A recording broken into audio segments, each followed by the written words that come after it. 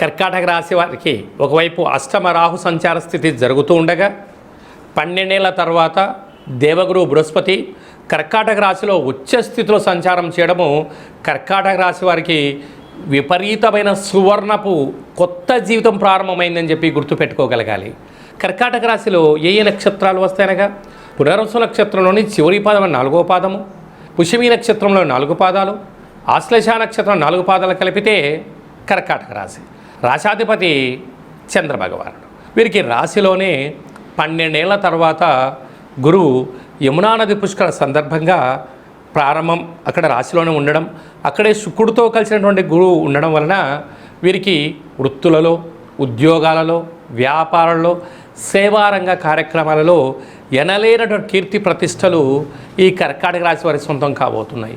కాకపోతే ఆధ్యాత్మికత, సత్ప్రవర్తన, వేలకు తిండి, వేలకు ఆహారము, కొత్త విషయాలు నేర్చుకోగలిగినట్లయితే మీకన్నా అదృష్టవంతులు ఎవరు లేరు అని చెప్పి గమనించగలగాలి.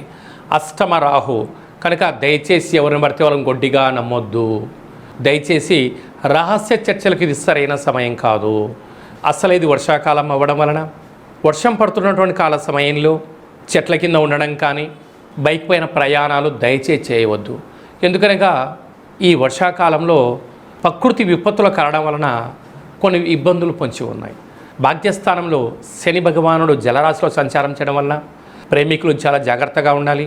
భార్యాభర్తల మధ్య నమ్మకం జీవితమే విధానంగా ఉండగలగాలి.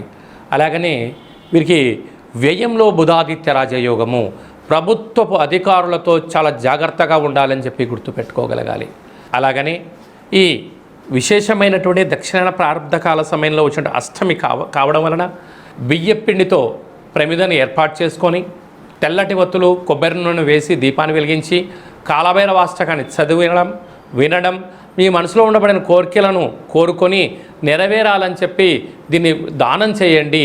కర్కాటక రాశి వారికి విపరీతమైన యోగం కలుగుతుందని చెప్పి గమనించాలి. అలాగే మీ వ్యక్తిగత జాతకం తెలుసుకోవాలనుకుంటున్నారా?